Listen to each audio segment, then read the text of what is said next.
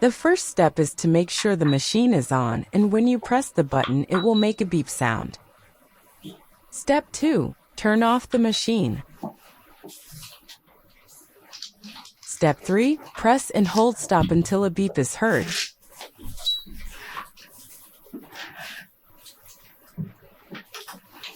Finally, turn on your machine and you will find that the buzzing sound has been turned off.